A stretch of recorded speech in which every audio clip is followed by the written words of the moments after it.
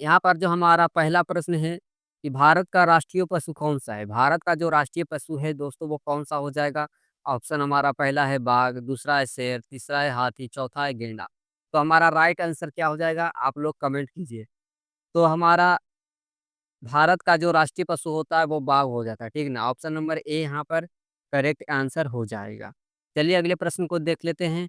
Next हमारा प्रश्न है कि संविधान सभा के अध्यक्ष कौन थे? संविधान सभा के जो अध्यक्ष थे वो कौन थे? तो इसमें 4 ऑप्शन दिया है। अगर आपको इसका उत्तर पता है तो कमेंट में इसका उत्तर दे सकते हैं। यहाँ पर पहला ऑप्शन दिया हमारा राजेंद्र प्रसाद, दूसरा ऑप्शन दिया भीमराव अम्बेडकर, तीसरा ऑप्शन दिया जवाहरलाल नेहरू और चौथा ऑप्शन दिया है सरदार वल्लभ भाई पटेल। तो दोस्तों संविधान सभा के जो अध्यक्ष थे वो डॉक्टर राजेंद्र प्रसाद थे, ठीक ना? कौन थे?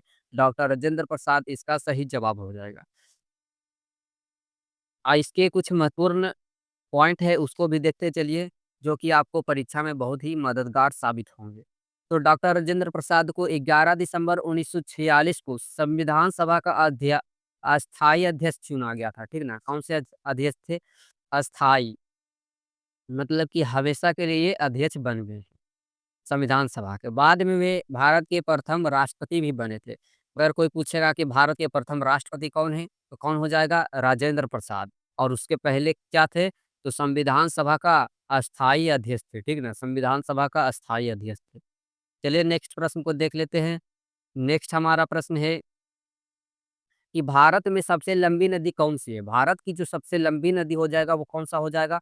तो भारत में सबसे लंबी नदी हमारा गंगा नदी है, ठीक है ना? गंगा नदी जो है वो भारत की सबसे लंबी नदी है और इसकी लंबाई की बात करें तो लगभग इसकी लंबाई 2525 किलोमीटर होता है, ठीक है ना? गंगा नदी की लंबाई कितना है? 2525 किलोमीटर है। तो इस प्रश्न को आप याद रखिएगा। चलिए अगले प्रश्न को देख लेते हैं। अगला हमारा प्रश्न है कि पंचायती राज प्रणाली का गठन किस संशोधन के अंतर्गत किया गया था? किस संशोधन के अंतर्गत? तो 73वां संविधान संशोधन के अंतर्गत। ऑप्शन नंबर सी जो होगा इस सवाल का सही जवाब हो जाएगा। 73वां संविधान संशोधन के तहत पंचायती राज प्रणाली का गठन किया गया था। चलिए इसके कुछ महत्वपूर्ण तथ्य को देख लेते हैं। इसमें हमारा है पंचायती राज प्रणाली का गठन 73वें संविधान संशोधन अधिनियम 1992 के तहत किया गया था, ठीक ना? कब किया गया था? 73वें संविधान संशोधन अधिनियम 1992 के तहत किया गया था। चलिए नेक्स्ट प्रश्न की ओर चलते हैं। नेक्स्ट हमारा प्रश्न है कि भारत का पहला परमाणु परीक्षण कब और कहाँ हुआ था? भारत का जो पहला परमाणु परीक्षण किया गया था, वो कब किया गया था और कहाँ किया गया था? तो यहाँ पर 4 ऑप्शन दिया है। पहला ऑप्शन हमारा है 1971 पोखरण में, दूसरा ऑप्शन हमारा है 1974 पोखरण में, तीसरा ऑप्शन हमारा है 1998 पोखरण में और चौथा ऑप्शन हमारा है 1999 पोखरण में। तो दोस्तों भारत का जो पहला परमाणु परीक्षण हुआ था, वो 1974 को हुआ था और भी पोखरण में हुआ था। ये पोखरण कहाँ है? तो पोखरण राजस्थान राज्य में है, ठीक है ना? पोखरण जो जगह है वो कहाँ है? राजस्थान में है। तो इस प्रश्न का सही जवाब ऑप्शन नंबर बी हो जाएगा। चलिए इसके कुछ प्रमुख तथ्य को भी देख लेते हैं। यहाँ पर इम्पोर्टेंट पॉइंट को बात करें तो भारत का पहला परमाणु परीक्षण एक्यूरेट डेट दिया है 18 मई 1974, ठीक ना? 18 मई 1974 को राजस्थान के पोखरण में किया गया था और इसे क्या कहा गया था? तो इसे स्माइलिंग बुद्धा नाम भी दिया गया। कौन सा नाम दिया गया? स्माइलिंग बुद्धा। पूछेगा कि भारत का जो पहला परमाणु परीक्षण 1974 का हुआ था, वो उसका नाम क्या है? तो उसका नाम क्या दिया गया है? स्माइलिंग बुद्धा नाम दिया गया है। चलिए अगले प्रश्न को देख लेते हैं। अगला हमारा प्रश्न है कि भारत की सबसे ऊँची चोटी कौन-सा है? भारत की जो सबसे ऊँची चोटी है दोस्तों वो कौन-सा हो जाएगा? तो भारत की सबसे ऊँची चोटी हमारा है कंचनजंगा, ठीक ना? कंचनजंगा ऑप्शन नंबर ए इसका करेक्ट आंसर हो जाएगा। इसके कुछ प्रमुख तथ्य को देखेंगे तो भारत की सबसे ऊँची चोटी हमारा कंचनजंगा है, जिसकी ऊँचाई की बात करें तो 8586 मीटर है।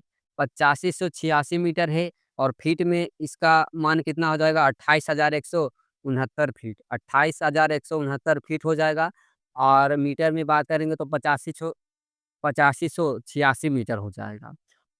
और किलोमीटर की बात करेंगे तो किलोमीटर में नापेंगे तो लगभग 8 दशमलव 5 किलोमीटर हो जाएगा, ठीक है ना? किलोमीटर की बात करेंगे तो लगभग कितना हो जाएगा 8.5 किलोमीटर। और यह विश्व की तीसरी सबसे ऊँची चोटी है। सबसे ऊँची चोटी यह भी है, लेकिन विश्व की तीसरा नंबर पर है। चलिए अगले प्रश्न को देख लेते हैं। अगला प्रश्न हमारा है, भारतीय संविधान में कितने मौलिक अधिकार दिए गए हैं? तो भारतीय संविधान में पहले कितना मौलिक अधिकार था? पहले 7 था। अब कितना है? अब हमारा मौलिक अधिकार 6 है। अब हमारा मौलिक अधिकार कितना है? अब हमारा 6 है। तो ऑप्शन नंबर बी इसका सही जवाब हो जाएगा। चलिए अगले प्रश्न को देख लेते हैं। अगला हमारा प्रश्न है, रुपयों का चिन्ह किस वर्ष अपनाया गया था? रुपयों का जो चिन्ह था वो किस वर्ष अपनाया गया था? तो 2010 को अपनाया गया था, ठीक ना? ऑप्शन नंबर बी जो होगा इसका सही जवाब हो जाएगा 2010 को। इसके महत्वपूर्ण पॉइंट को अगर देखेंगे तो रुपयों का प्रतीक चिन्ह आधिकारिक रूप से एक्यूरेट डेट की बात करेंगे तो 15 जुलाई 2010 को अपनाया गया था। एकदम सटीक तारीख है 15 जुलाई 2010। चलिए अगले प्रश्न को देख लेते हैं। अगला हमारा प्रश्न है कि भारत में पहला आम चुनाव कब हुआ था? भारत में जो पहला आम चुनाव हुआ था दोस्तों वो कब हुआ था? तो भारत में पहला आम चुनाव इस यहाँ पर 4 ऑप्शन दिया है 1947, ऑप्शन नंबर बी में दिया है 1950, ऑप्शन नंबर सी में दिया 1951 और ऑप्शन नंबर डी में दिया 1952। तो इनमें से बताना है कि भारत में पहला आम चुनाव कब हुआ था? तो इसका सही जवाब हो जाएगा 1951 को, ठीक ना? भारत में पहला आम चुनाव कब हुआ था? 1951 को। और ये कब तक चला था? तो 1951 से 1952 तक चला था, ठीक ना? 1951 से 1952 तक। चलिए इसके कुछ महत्वपूर्ण पॉइंट को भी पढ़ लेते हैं। भारत में जो पहला आम चुनाव हुआ था वो 1951 से 52 तक चला था और यह चुनाव जो हुआ था स्टार्ट में हुआ था 15 अक्टूबर 1951 से लेकर 21 फरवरी 1952 तक चला था, ठीक ना? चलिए नेक्स्ट प्रश्न को देख लेते हैं। नेक्स्ट हमारा प्रश्न है कि यूएनओ का मुख्यालय कहाँ स्थित है? यूएनओ का जो मुख्यालय है वो कहाँ स्थित है? तो ऑप्शन नंबर ए हमारा है Washington DC, option number B हमारा है जिनेवा, ऑप्शन नंबर सी है न्यूयॉर्क और ऑप्शन नंबर डी है पेरिस। तो दोस्तों बताना है कि यूएनओ का मुख्यालय कहाँ है? तो यूएनओ का मुख्यालय न्यूयॉर्क में है। ऑप्शन नंबर सी जो होगा इस सवाल का सही जवाब हो जाएगा। यूएनओ का मुख्यालय कहाँ है? तो न्यूयॉर्क में है। और यूएनओ का फुल फॉर्म क्या हो जाएगा? तो इसका फुल फॉर्म यूनियन, ठीक ने? Union national union national organisation हो जाएगा। इसका फुल फॉर्म क्या हो जाएगा? यूनियन नेशनल ऑर्गेनाइजेशन, ठीक ना? इस बात को याद रखिएगा। चलिए इसके कुछ प्रमुख पॉइंट को भी देख लेते हैं। यहाँ पर प्रमुख पॉइंट दिया है संयुक्त राष्ट्र संगठन, हिंदी क्या होगा इसका? संयुक्त राष्ट्र संगठन का मुख्यालय जो है न्यूयॉर्क सिटी जो कि कहाँ है? अमेरिका में स्थित है। न्यूयॉर्क सिटी में हुआ था जो कि कहाँ है? अमेरिका में है। चलिए अगले प्रश्न को देख लेते हैं। अगला हमारा प्रश्न है कि भारत में राष्ट्रपति का कार्यकाल कितने वर्ष का होता है? भारत में जो राष्ट्रपति का कार्यकाल होता है वो कितने वर्ष तक का होता है? तो 5 वर्ष का होता है। ऑप्शन नंबर बी यहाँ पर करेक्ट आंसर हो जाएगा 5 वर्ष। चलिए इसके कुछ चलिए नेक्स्ट प्रश्न को देख लेते हैं। नेक्स्ट हम प्रश्न हमारा है, इनकलाब जिंदाबाद का नारा किसने दिया था? इनकलाब जिंदाबाद का नारा दिया था वो किस व्यक्ति ने दिया था? यहाँ पर पहला ऑप्शन हमारा है भगत सिंह, दूसरा ऑप्शन हमारा है सुभाष चंद्र बोस, तीसरा ऑप्शन हमारा है महात्मा गांधी और चौथा ऑप्शन हमारा है चंद्रशेखर आजाद। तो इनकलाब जिंदाबाद का जो नारा दिया था दोस्तों वो किसने दिया था? तो भगत सिंह ने दिया था। ऑप्शन नंबर ए इसका करेक्ट आंसर हो जाएगा भगत सिंह। चलिए इसके कुछ महत्वपूर्ण पॉइंट को देख लेते हैं। तो इनकलाब जिंदाबाद का नारा भगत सिंह ने लोकप्रिय बनाया था, ठीक है? किसने दिया था? भगत सिंह ने। लेकिन इसे मूल रूप से उर्दू कवि मौलाना हसरत मोहानी ने 1921 में दिया था। मूल रूप से किसने दिया था? तो मौलाना हसरत मोहानी ने दिया था। वो भी कब? तो 1921 में दिया था। भगत सिंह और उनके साथियों ने इस नारे को स्वतंत्रता संग्राम के दौरान क्रांति का प्रतीक बना दिया था।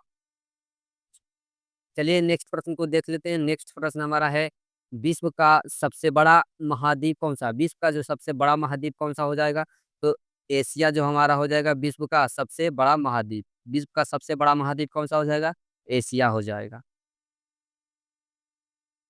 इसके कुछ प्रमुख अगर बात को देखेंगे तो विश्व का सबसे बड़ा महाद्वीप कौन-सा है? एशिया है, ठीक है ना? विश्व का सबसे बड़ा महाद्वीप कौन-सा है?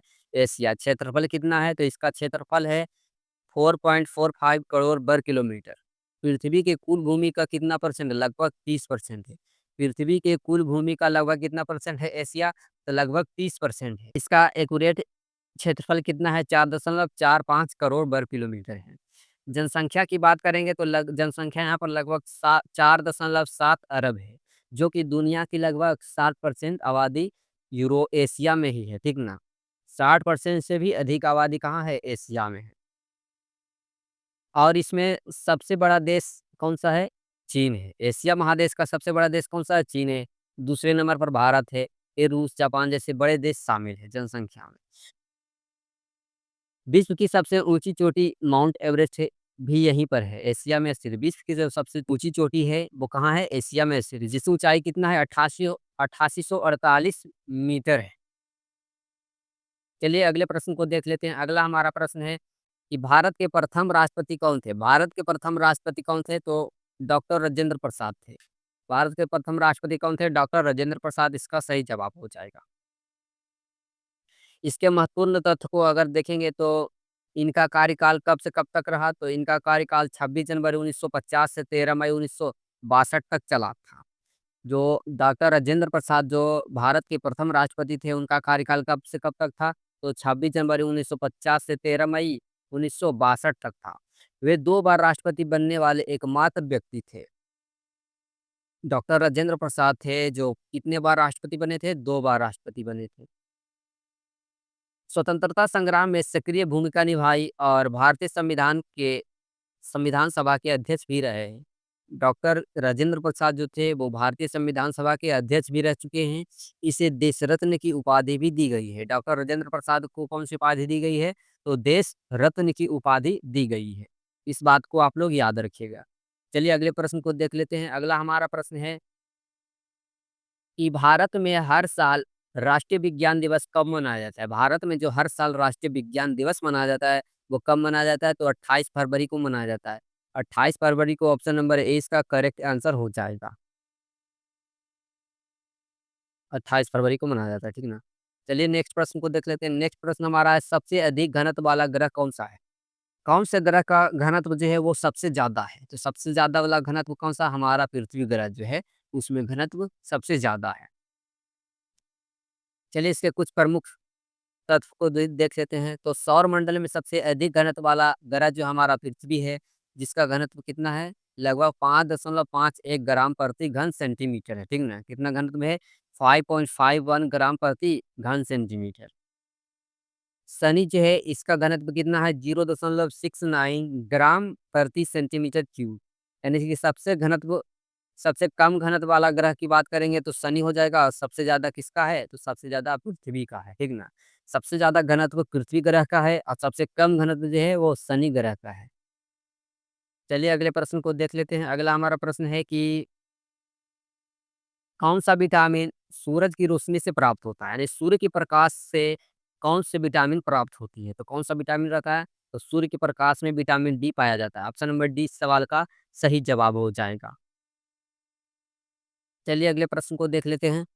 अगला हमारा प्रश्न है कि भारतीय सेना दिवस कब मनाया जाता है? भारतीय सेना दिवस जो मनाया जाता है दोस्तों, वो कब मनाया जाता है? तो इसका राइट आंसर हो जाएगा 15 जनवरी को। भारतीय सेना दिवस कब मनाया जाता है? तो 15 जनवरी को मनाया जाता है। तो 15 जनवरी को मनाया जाता है, कारण क्या है?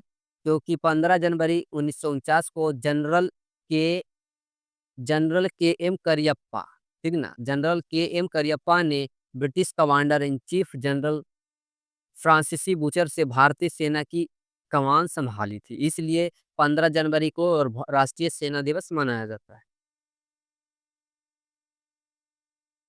चलिए अगले प्रश्न को देख लेते हैं। अगला हमारा प्रश्न है कौन-सा जो ग्रह है कौन-सा ग्रह है जो लाल ग्रह के नाम से जाना जाता है? कौन-सा ग्रह लाल ग्रह के नाम से जाना जाता है? तो मंगल ग्रह को हम लोग लाल ग्रह कहते हैं। कौन-से ग्रह को कहते हैं? मंगल ग्रह को हम लोग लाल ग्रह भी कहते हैं। और पृथ्वी जो होता है उसे हम नीला ग्रह कहते हैं। चलिए नेक्स्ट प्रश्न को देख लेते हैं। नेक्स्ट हमारा प्रश्न है कि भारतीय रुपयों का प्रबंधन कौन करता है? भारतीय रुपयों का जो प्रबंधन करता है वो कौन-सा बैंक करता है? तो ऑप्शन नंबर ए हमारा है Bharatiya state bank, option number B हमारा है reserve bank of India, option number C हमारा वित्त मंत्रालय और ऑप्शन नंबर डी हमारा है नीति आयोग। तो भारतीय रुपयों का जो प्रबंधन करता है दोस्तों वो बैंक करता है, वो भी कौन-सा बैंक हो जाएगा? भारतीय रिज़र्व बैंक ऑफ इंडिया हो जाएगा। ऑप्शन नंबर बी जो होगा इस सवाल का सही जवाब हो जाएगा भारतीय रिज़र्व बैंक ऑफ इंडिया। यहाँ पर इसका इम्पोर्टेंट पॉइंट क्या है? भारतीय रुपयों का प्रबंधन भारतीय रिज़र्व बैंक ऑफ इंडिया करता है, जिसे इंग्लिश में हम आरबीआई कहते हैं, आरबीआई। तो दोस्तों वीडियो आपको कैसा लगा? अगर वीडियो आपको अच्छा लगा होगा तो वीडियो को लाइक कीजिए, चैनल पर नए हैं तो चैनल को सब्सक्राइब ज़रूर कीजिएगा। मिलते हैं अगले वीडियो में, तब तक के लिए धन्यवाद।